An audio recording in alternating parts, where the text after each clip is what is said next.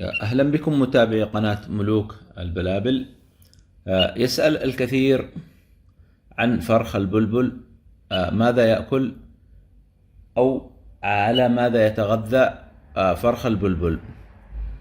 طبعا الفراخ الصغيرة يجب أن يكون لها نظام غذائي خاص، وأفضل غذاء ممكن أن نقدمه لفراخ البلابل أولا هو دود القبابي.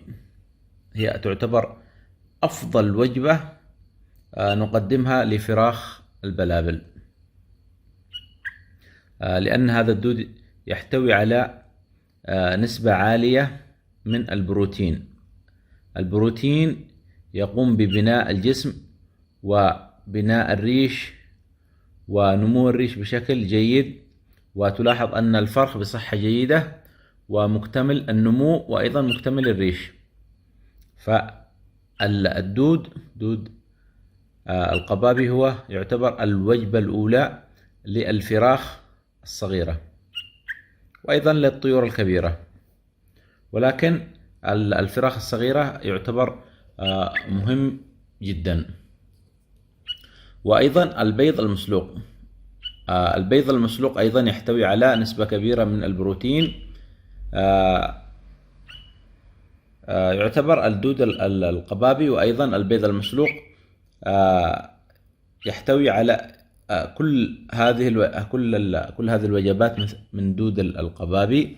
والبيض المسلوق يحتوي على البروتينات مهمة جدا لبناء جسم الفرخ. وأيضا طبعا الكثير من الطيور ليست البلابل فقط، ولكن الكثير من الطيور مثل الكناري وأيضا الزبرة وأيضا التمر. التمر يعتبر أيضا مفيد جدا لفراخ البلابل، وخاصة في فصل الشتاء، لأنه يعطي الفراخ طاقة ويحمي الفراخ من البرد. يعطي سبحان الله، يعطي الطيور طاقة عجيبة. وأيضا يوجد الكثير من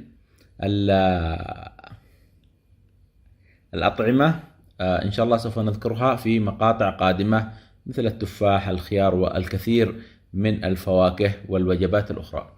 اليوم حبينا أن نختصر وأن نقدم لكم أفضل الوجبات التي تقدم لفراخ البلابل في عمر صغير.